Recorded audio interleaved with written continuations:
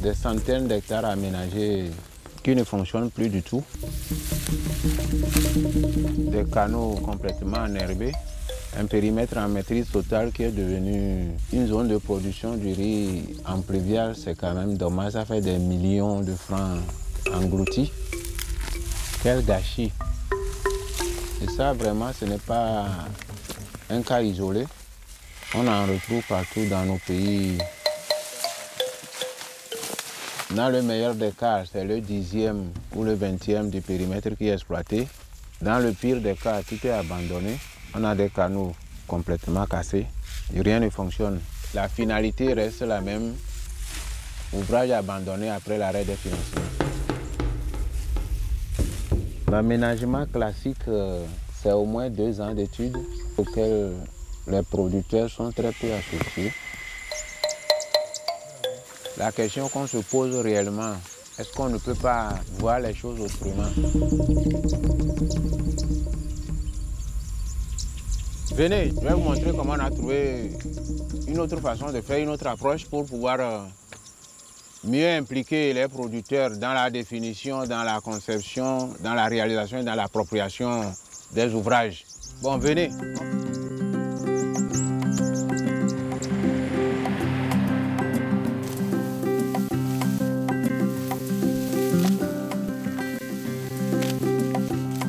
Cette visite d'échange qui a été organisée en direction des producteurs de haricot du village d'à côté pour voir un peu comment les gens travaillaient ici, de manière donc à repliquer le même système dans leur région.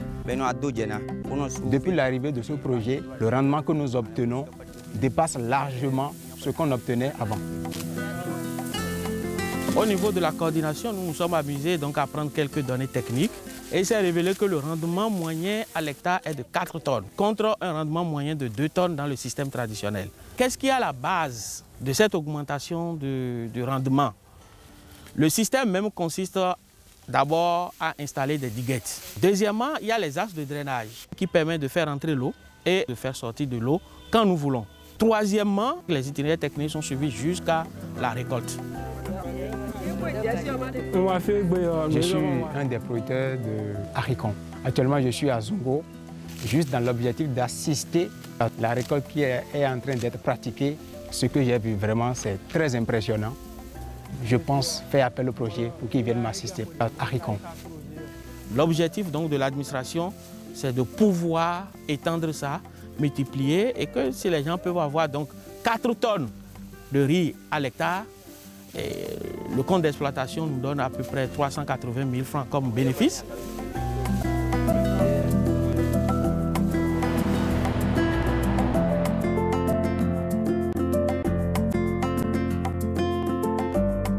Cette approche, bien qu'elle soit simple, on ne la démarre pas comme ça à l'aveuglette. D'une manière générale, la prospection se fait par une équipe pluridisciplinaire parce que chaque discipline apporte sa compétence dans la prospection.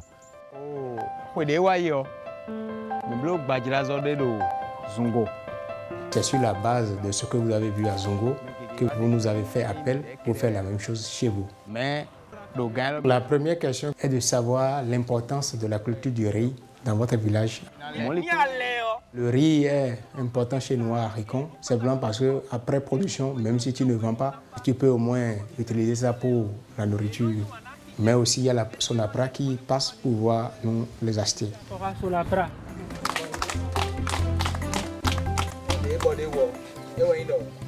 Est-ce qu'entre les producteurs et les propriétaires terriens, il y a une bonne relation? Par rapport au foncier, il n'y a aucun problème. Parce qu'entre nous producteurs, il y a encore d'autres qui sont des propriétaires terriens. Qu'est-ce qui se passe là-bas? Ils sont venus la main vide et tout le monde est assis seulement pour les écouter parler. Oh, ils ne connaissent pas les problèmes qu'on a ici. Par rapport à la culture du riz, mais quel est le rôle que jouent les femmes dans cette culture? Non seulement elles préparent pour leur mari quand ils sont en train de travailler dans les champs, mais aussi lors de la transplantation et lors de la récolte aussi, elles sont là. Elles travaillent en association avec le mari.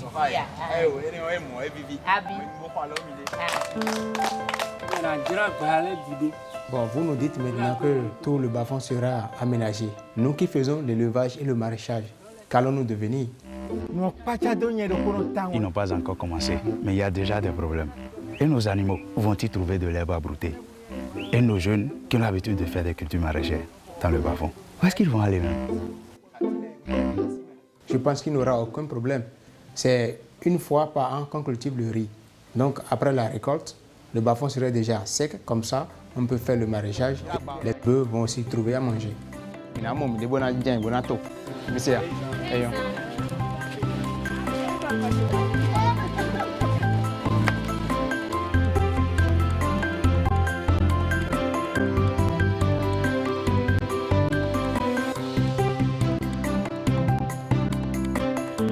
Si on est dans le bas-fond, c'est pour vérifier si effectivement les informations qu'ils nous ont données, c'est-à-dire les producteurs, sont réelles par rapport à l'accessibilité, par rapport à la superficie et par rapport à la forme du bas-fond, s'il y a encore stabilité d'eau au niveau du bas-fond et aussi le type de sol qu'on a. Dans notre bas-fond, on a beaucoup d'eau et c'est une eau qui passe sous le ponceau à 2 orifices pour pouvoir rentrer dans le bas-fond. Avec cette quantité d'eau, on peut faire du riz avec ça. Vous avez dit que la superficie est 35 hectares. Nous allons aller un peu en profondeur pour voir si effectivement ça fait les 35 hectares.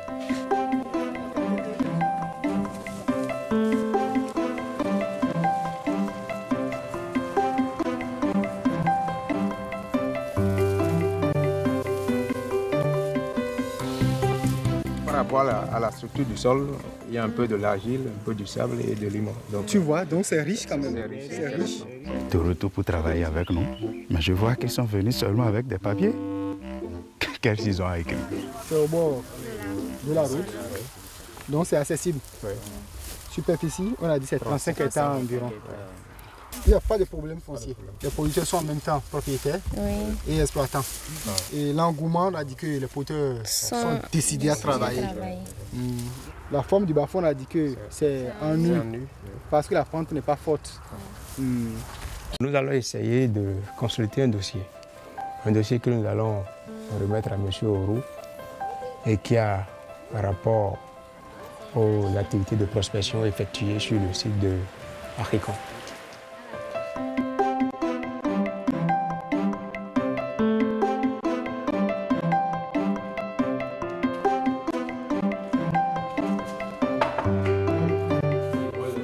Bonjour, ça va?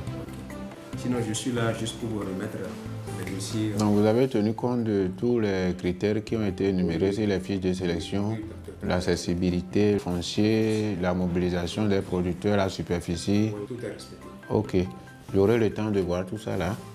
Et après 2 jours, je t'appelle et puis je te donne mes impressions et la suite à donner au travail que vous avez effectué. Merci.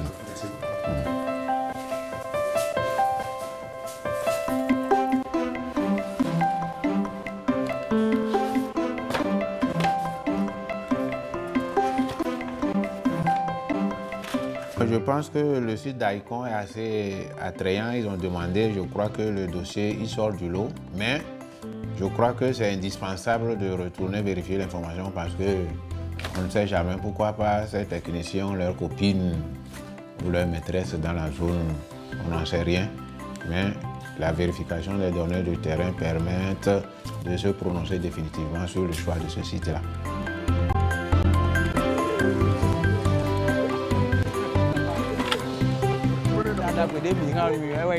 Donc maintenant, ils sont d'accord pour pouvoir travailler avec vous. Oui, effectivement, ils sont d'accord. Oh, on est content, hein?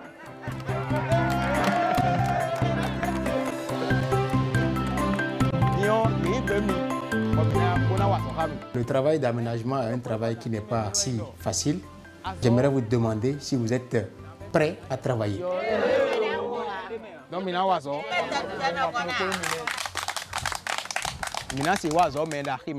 Nous n'allons pas travailler avec vous dans le désordre. Il faudrait que vous arriviez maintenant à mettre en place un bureau. Comme ça nous permettra de travailler correctement.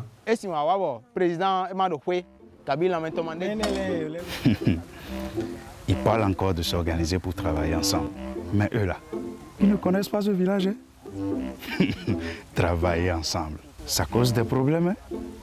Comment ils vont faire pour que les gens s'organisent vraiment pour travailler? Je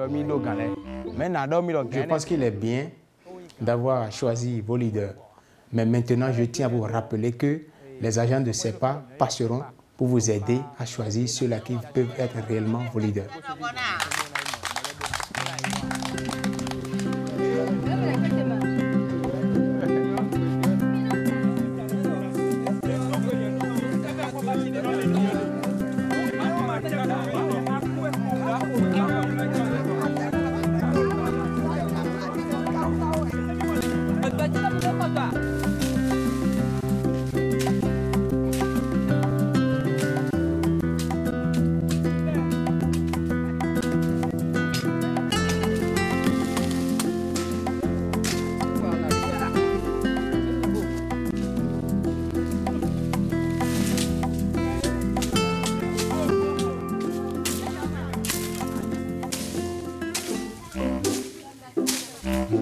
C'est du n'importe quoi, vraiment du n'importe quoi. Ça va retarder le travail et il y aura toujours des problèmes chaque jour.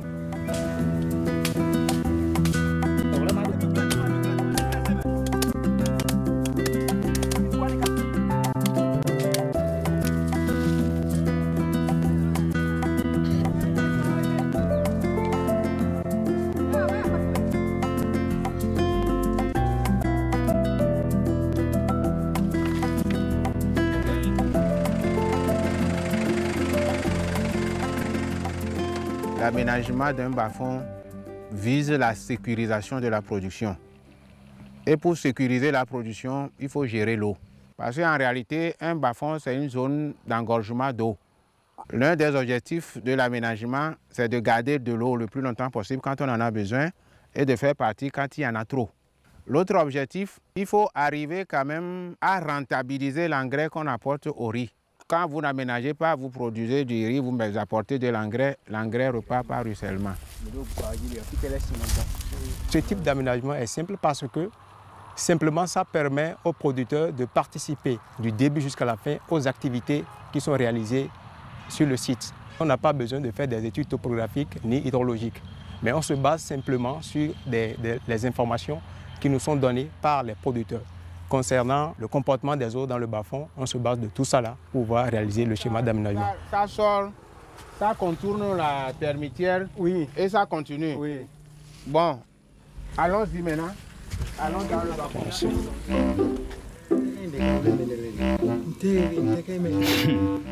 Je pensais qu'il allait venir avec des solutions pour avoir de bons rendements. Mais ils interrogent seulement les paysans.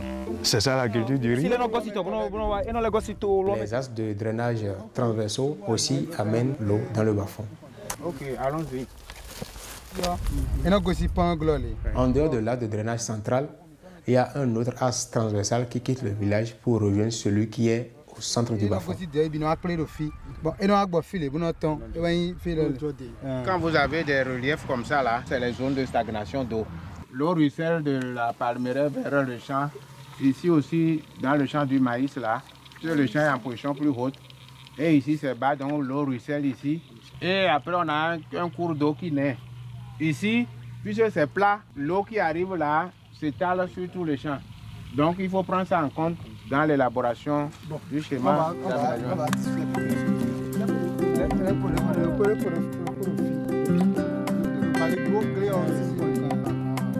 Bon, donc pour cette journée, vous vous êtes déjà engagé, vous avez défriché, vous nous avez montré comment circulent les eaux, tout ça.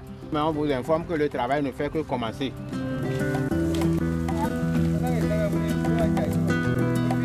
Sur la base de toutes ces informations-là, on essaie d'élaborer un schéma d'aménagement et de manière participative et consensuelle avec les producteurs. Cette phase-là est très importante parce que quand vous ratez ou bien quand vous n'arrivez pas à prendre les informations correctement ou les producteurs n'arrivent pas à donner correctement les informations, vous allez faire un schéma qui est complètement faux. Donc, nous comptons comme ça la ici. Prends à son origine, tout là ici. Donc, ça, toute cette partie-là, c'est l'eau. Ça continue comme ça. Continue. Le verre qui doit passer. Oui, mais ici, on a vu que le sol est un peu plat. Donc c'est pourquoi on a essayé d'encadrer les deux casiers par deux axes de drainage, c'est-à-dire ici et puis ici. Donc on peut drainer l'eau ici, soit ici. Voilà ce qu'on a finalement. Et je pense qu'on a un bon plan. Oui, c'est pas mal, c'est bon. Donc vous êtes tous d'accord? Oui. D'accord, donc on peut aller présenter maintenant au docteur Ourou. Bien sûr, on peut présenter ça, monsieur. D'accord. Donc pour réaliser ce schéma, nous sommes basés sur les informations qui nous sont fournies par les producteurs. On peut toutefois faire des erreurs pour cette raison. Il faudrait que j'aille présenter ce schéma d'aménagement à M. Ourou qui va valider, mais non seulement lui. Mais pour valider, il faudrait aussi que les producteurs soient présents parce qu'eux, ils maîtrisent le bas-fond plus que nous.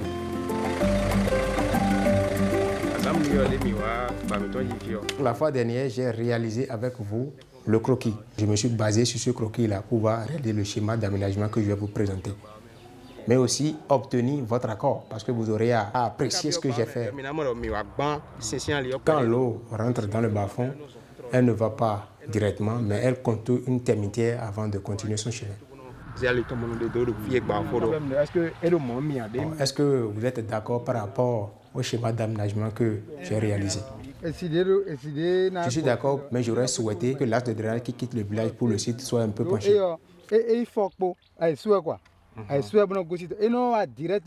Comme vous l'avez vu, les producteurs ont effectivement participé à la modification, à l'amélioration de ce schéma. Donc leur contribution est vraiment importante.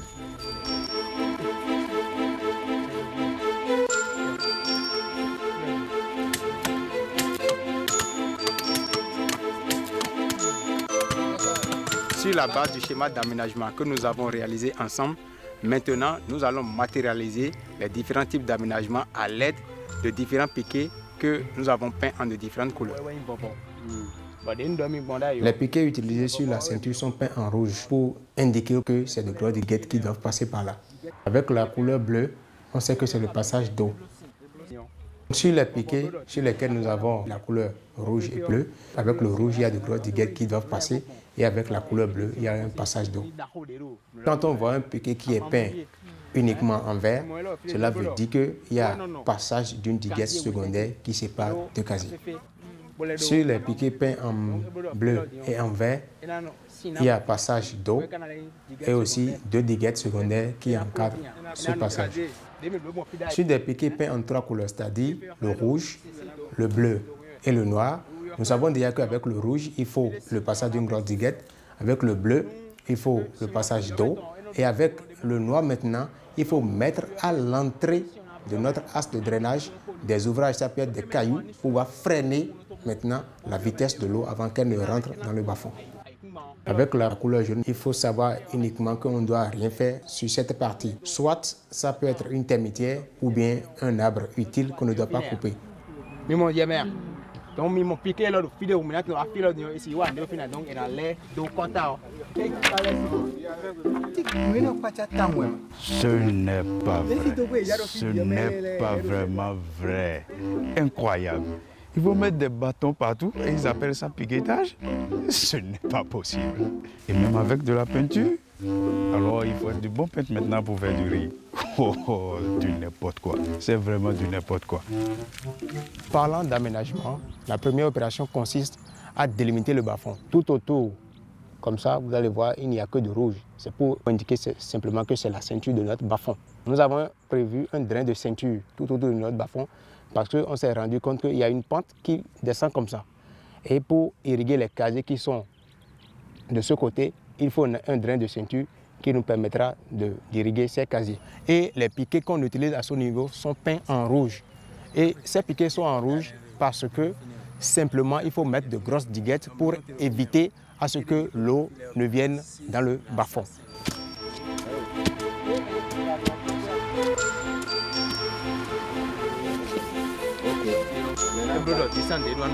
Nous sommes en train de faire le piquetage de la ceinture. Les piquets doivent être alignés et la distance entre les piquets doit être les mêmes.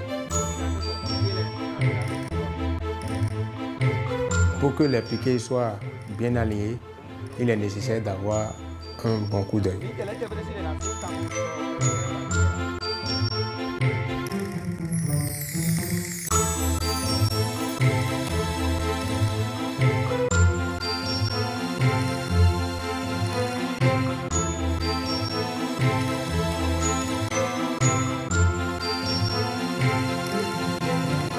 La deuxième opération maintenant consiste à piqueter l'as de drainage central, c'est-à-dire l'endroit réel par lequel l'eau passe naturellement pour pouvoir rentrer dans le bas-fond.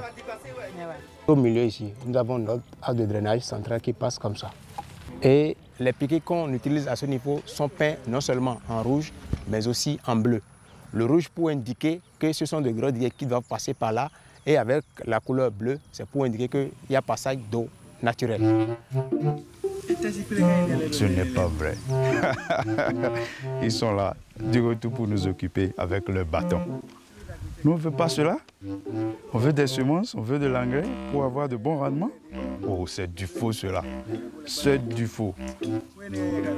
En plus de l'as de drainage central, il y a encore d'autres passages d'eau au niveau de la pente transversale qui viennent collecter maintenant leurs eaux au niveau du canal central. Les piquets qu'on utilise, ce sont des piquets un peu parallèles, c'est-à-dire deux piquets qui se font face. Et ces piquets sont peints non seulement en rouge, en bleu, mais aussi en noir. Avec la couleur noire, il faut mettre des ouvrages. Ça nous permet d'éviter l'érosion au niveau de ces as. Quand il y a un arbre utile sur le site, on essaye de piqueter tout autour de cet arbre. Et les piquets utilisés sont peints en jaune. Quand aussi il y a une termitière, on essaye de faire la même chose pour démontrer également pour eux qu'on ne doit pas mettre du riz sur de la termitière. Il faut tracer maintenant les diguettes secondaires qui séparent deux casiers comme ça. Ici, on a essayé de délimiter le casier qui est ici. Donc, on va faire la même chose au fond là-bas pour pouvoir prendre les mesures. Comme ça, on est sûr d'avoir les mêmes dimensions au niveau des casiers. On aura la ligne qui représente la diguette secondaire. Ça veut dire que les piquets qu'on aura sur cette ligne seront peints uniquement en vert. Savoir que ce piquet-là, c'est un piquet qui est peint déjà en rouge. Ça veut dire qu'il y a une grosse diguette qui passe comme ça. Et avec la couleur verte qu'on aura à ajouter, il y a une diguette secondaire qui sera perpendiculaire à cette grosse diguette qui va passer par ici, qui va aller dans ce sens. Pour cela, on ajoute la couleur verte ici. Après cela, il faut tracer des as de drainage secondaires parce qu'on a besoin d'évacuer de l'eau s'il y a trop dans les casiers et aussi irriguer quand on aura besoin. Ici, sur cette ligne-là, c'est-à-dire la seconde ligne qui est ici, c'est la ligne qui représente l'as de drainage secondaire et puis les diguettes secondaires. C'est pourquoi c'est peint en bleu et puis en vert. Actuellement, nous sommes ici, au niveau de ce casier. Donc, vous allez voir, premièrement, on a déjà mis les piquets de ceinture qui sont peints en rouge. Juste après les premiers casiers, on doit avoir un as de drainage secondaire qui va passer, c'est-à-dire ici. Maintenant, on est obligé de replacer ce piquet peint en rouge, en bleu et en vert, qui indique qu'il y a passage d'une grosse diguette, passage d'un as de drainage secondaire et puis point d'intersection entre deux casiers. Maintenant, nous allons commencer avec l'aménagement proprement dit et la première activité va constituer maintenant à ceinturer notre bas-fond. Nous allons essayer de suivre l'alignement des piquets rouges.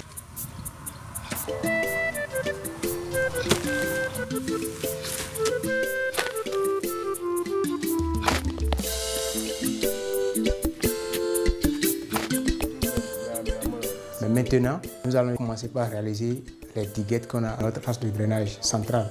Avant de commencer, moi-même, je vais prendre la roue et vous démontrer comment ça se passe.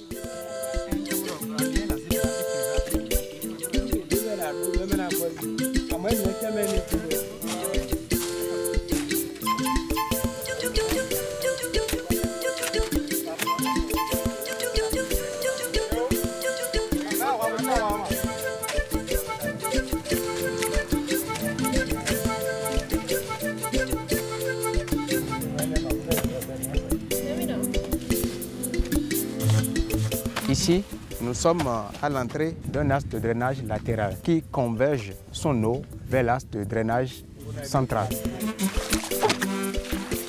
Nous nous sommes rendus compte que la vitesse par laquelle l'eau passe pour pouvoir rentrer dans le bas-fond, elle est importante. Pour éviter à ce que l'eau puisse créer de l'érosion au sein de notre bas-fond, nous avons prévu au début des cailloux avec une épaisseur importante. Comme ça, on est sûr que l'eau arrivée ici, que sa vitesse puisse diminuer avant qu'elle ne prenne son chemin. Nous allons effectuer maintenant les axes de drainage secondaires qui convergent leur eau vers le canal principal.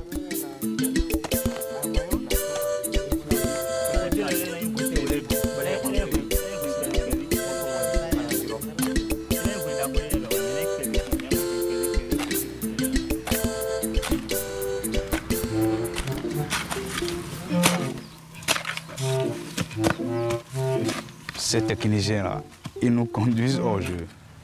Et eux-mêmes, ils croient à cela. Faites des diguettes. Cela servira à quoi?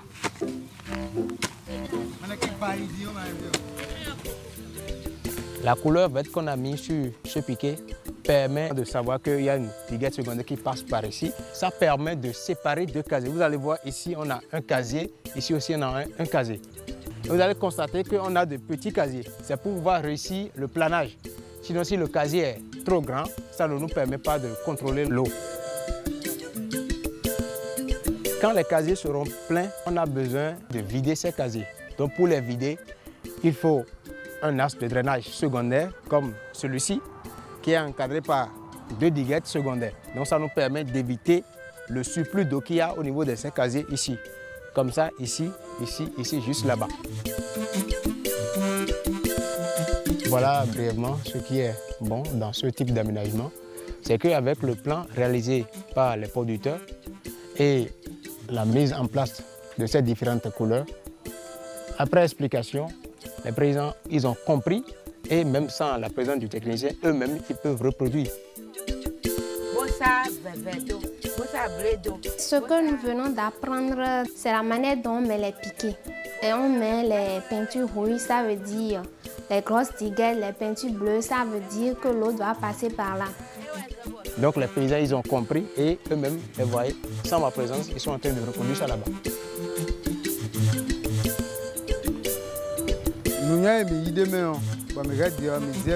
Avec cette approche, nous sommes maintenant en mesure de découper nous-mêmes nos casiers et de prévoir des axes de drainage entre ces casiers. Comme on travaille en groupe, le travail évolue plus. Or, avant, on travaillait seul et puis chacun faisait ce qu'il peut faire. Maintenant, le travail va de mieux en mieux. Après réalisation des travaux collectifs tels que la ceinture du bas-fond, la mise en œuvre de l'axe de drainage central et des axes de drainage latéraux, le parcelage, maintenant, individuellement, chaque paysan essaye de niveler lui-même son casier. Parce qu'il est important de faire le nivellage simplement parce que ça permet à l'eau de rester le plus longtemps dans les casiers. Et quand aussi on met de l'engrais, il reste dedans et travaille correctement.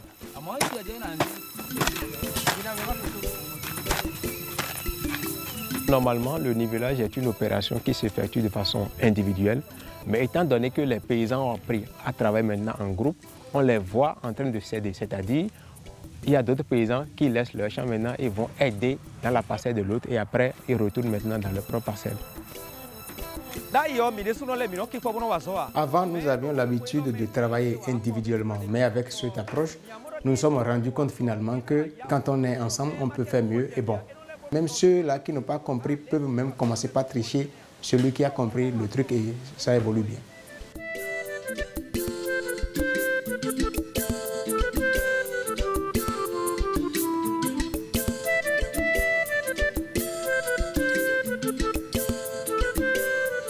Il faut passer de temps en temps, faire le suivi, s'assurer de la bonne exécution du projet et accompagner le technicien dans les manquements qu'on peut constater sur le terrain.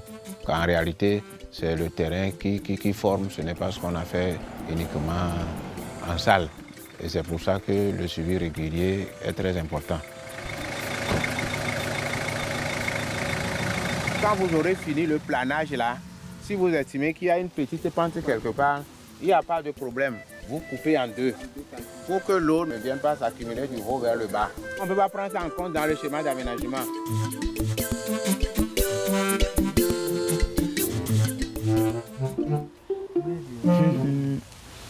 Je vais aller un peu de près pour ce qui se passe là-bas, maintenant que les techniciens là ne sont pas là.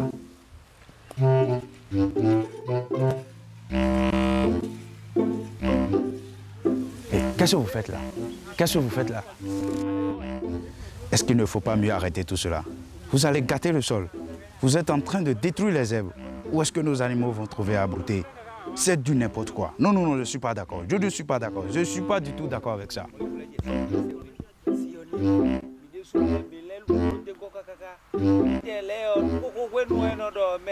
Voilà qu'il y a sécheresse cette année. Nous avons besoin de l'eau dans notre bas-fond. On ne sait même plus quoi faire. Oh, nous devons semer du riz. Mais vraiment, ça nécessite une interrogation. Hein. Mais depuis là, moi-même, je suis en train de réfléchir par rapport à ça, mais je ne sais pas qu'est-ce qu'il faut faire exactement. Mais de quoi parlez-vous? L'eau qui coule là-bas, qui coule 24 heures sur 24. Et on n'en utilise même pas. Vous êtes là, vous vous plaignez de l'eau. Restez là. Il a raison. Oh, ce que j'aurais souhaité qu'on fasse, c'est qu'on aille ensemble regarder la sortie de cette eau pour voir si vraiment il y a possibilité à ce qu'on draine l'eau dans ce bas-fond.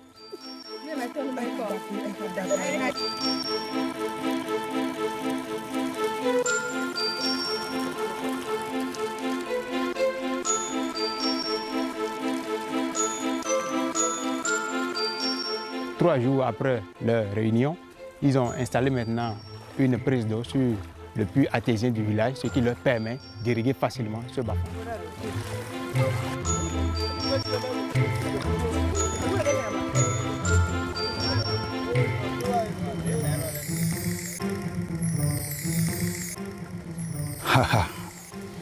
Ils ont quand même suivi mon conseil. Ils se plaignent qu'il n'y a pas d'eau. Voilà, quand ils ont suivi mon conseil, voilà de l'eau qui coule par ici. C'est bon, ils ont quand même suivi ça.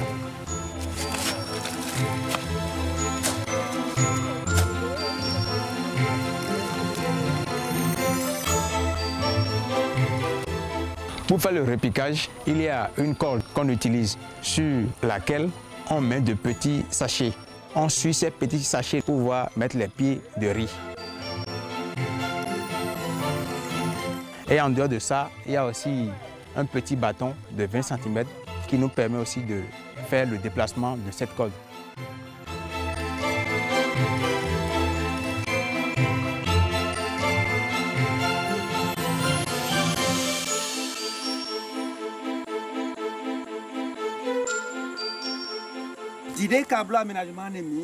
Avant l'aménagement, quand l'eau arrive dans le bas-fond, elle continuait simplement son chemin. Mais cette année, étant donné que le site est aménagé, ça permet d'avoir de l'eau dans les casiers. Il n'y a pas plus cette année, mais malgré ça, vous voyez le comportement du riz.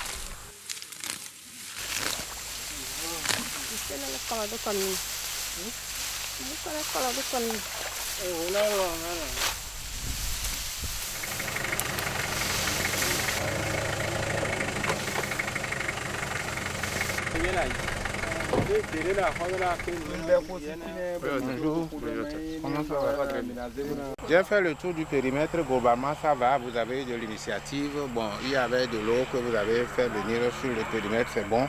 Mais il y a quand même quelques problèmes que j'ai pu constater sur le terrain qu'il faut améliorer pour la campagne à venir. Il y a certains arbres de drainage qui sont trop profonds et peu étroits. Pour l'année prochaine, pour travailler sur le site là, il faut élargir un peu les arbres de drainage là où c'est plus profond. C'est quand même pas si mal. Il y a de l'eau dans les casiers et les panicules commencent à bien se remplir. Cela paraît quand même pas si mal. C'est bon. Mais cela ne veut pas dire qu'ils auront à manger.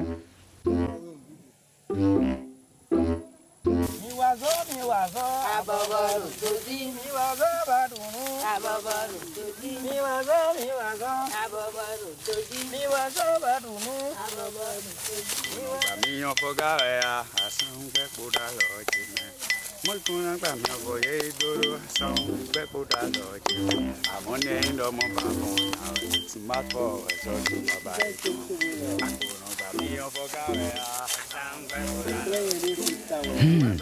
vous récoltez beaucoup.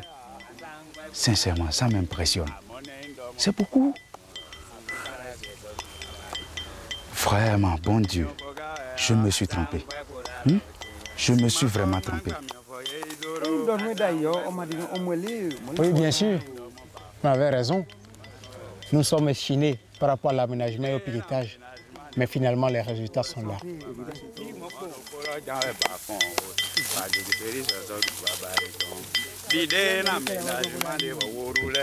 Mais je pense que vous n'allez quand même pas m'abandonner l'année prochaine. Vous allez m'aider dans l'aménagement pour que je puisse récolter comme vous êtes en train de le faire. Voilà. Oui, il n'y a pas de problème. L'année prochaine, on sera avec toi. On va t'aider pour que tu puisses aussi aménager ton bas-fond.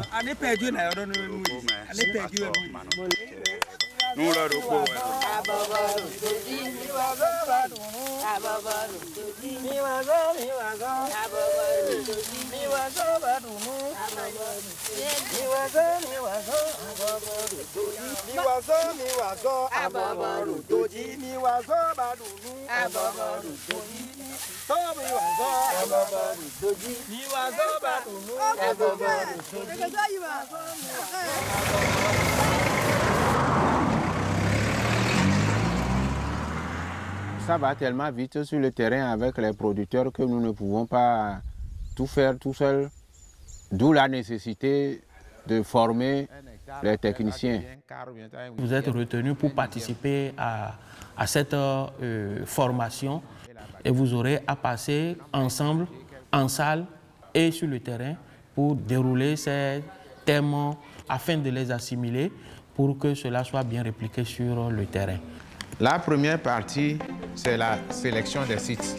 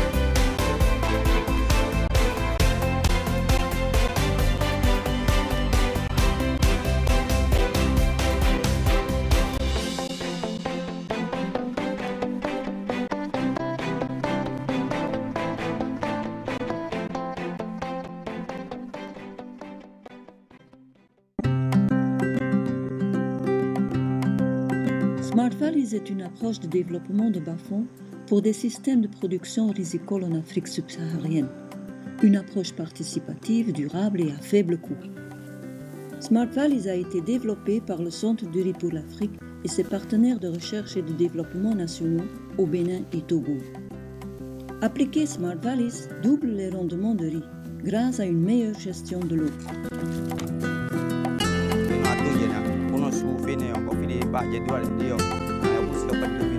Le rendement moyen à l'hectare est de 4 tonnes, contre un rendement moyen de 2 tonnes dans le système traditionnel. Comparé aux approches traditionnelles coûteuses, dues aux études topographiques et investissements élevés pour l'infrastructure de la maîtrise de l'eau, les bas-fonds Smart Valleys sont à faible coût et durables, parce qu'ils ont été développés et construits par les paysans eux-mêmes. L'approche Smart Valleys suit une procédure par étapes, axée sur la conception, le développement du plan d'aménagement et la construction d'infrastructures de maîtrise d'eau après la sélection de sites basés sur des facteurs socio-économiques et biophysiques et en exploitant la connaissance paysanne.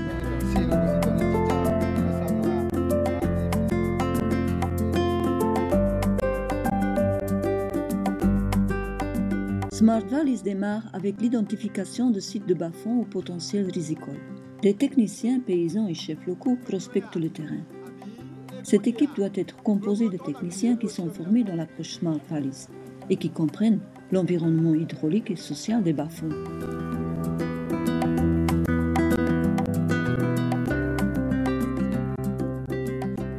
Les échanges sont axés sur l'importance relative du riz, le potentiel de cultiver et de commercialiser davantage de riz, l'aptitude des sols des bas-fonds à la riziculture et l'écoulement et la disponibilité de l'eau toute l'année.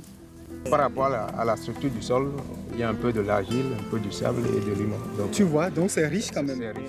Les questions de propriété de terrain reçoivent une attention particulière. À qui appartient le terrain? Qui a son mot à dire sur le terrain visé pour l'aménagement Smart Valleys? Qui bénéficiera ou risque de perdre à cause de l'aménagement? Quelles sont les perspectives des femmes dans le futur bas-fond aménagé? Avec ces informations, l'équipe technique constitue un dossier qui sera discuté dans les communautés qui exploitent les bas-fonds et celles plus en aval qui pourraient être touchées par le travail de développement. Le dossier, il sort du lot, mais c'est indispensable de retourner vérifier l'information parce que... Si le site est jugé apte, des réunions de suivi sont organisées pour obtenir le plein engagement des communautés et pour organiser les paysans à s'embarquer dans un développement collectif du bas-fond. Après avoir reçu le feu vert, on commence le défrichement en épargnant les arbres de valeur.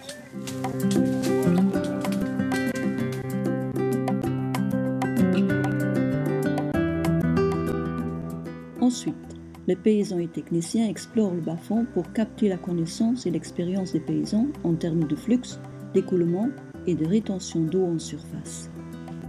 L'eau qui arrive là s'étale sur tous les champs. Donc il faut prendre ça en compte dans l'élaboration du schéma. Ces données permettent de concevoir un plan de développement du bas-fond qui sera ensuite révisé et amendé par les paysans.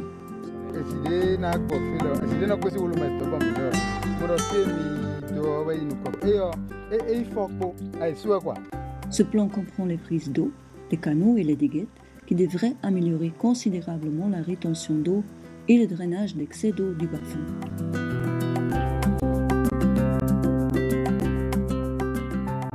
Le réel développement du terrain débute par matérialiser les éléments clés du plan en utilisant des piquets de différentes couleurs.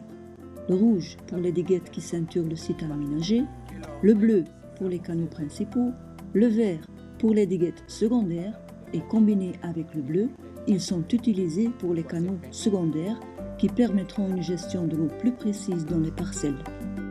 Les paysans apprennent à décoder le plan et le transposent dans le bas-fond en posant les piquets aux différentes couleurs aux bons endroits.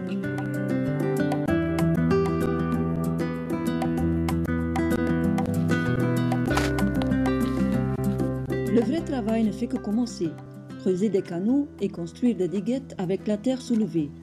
Guidés par les piquets colorés, les paysans construisent les différents types de canaux, de diguettes qui contournent les parcelles et de petites structures pour les protéger contre l'érosion.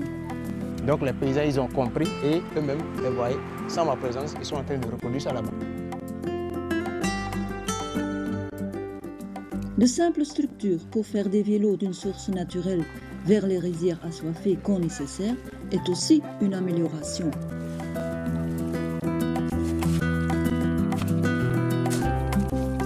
Finalement, les parcelles sont nivelées et les parcelles avec une pente trop forte sont divisées en des casiers plus petits pour assurer une gestion d'eau plus précise. Si vous estimez qu'il y a une petite pente quelque part, vous coupez en deux pour que l'eau ne vienne pas s'accumuler du haut vers le bas.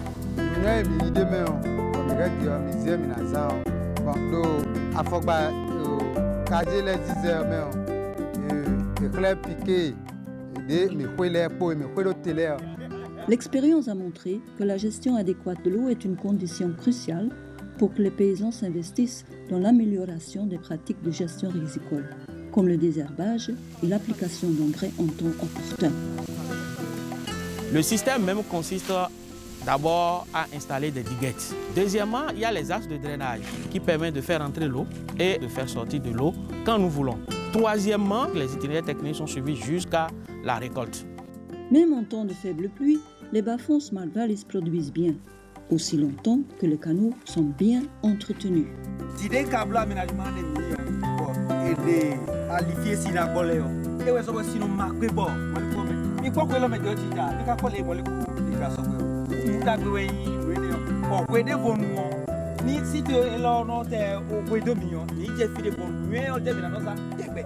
Mais rien n'est parfait. On peut toujours s'améliorer. Il y a quand même quelques problèmes que j'ai pu constater sur le terrain qu'il faut améliorer pour la campagne à venir. Il y a certains axes de drainage qui sont trop profonds et peu étroits. Avec un tel succès, il est temps de développer plus de bas-fonds Smart Valleys. Il faudra former sur le tas les formateurs capables d'analyser les environnements socio-économiques et biophysiques de bas-fonds et d'en juger s'ils sont potentiellement aptes à l'approche.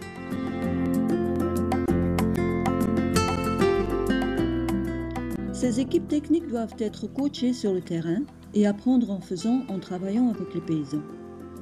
Ce n'est que de cette façon qu'ils pourront capter la connaissance paysanne et adapter l'approche Smart Valleys aux conditions spécifiques de chaque site.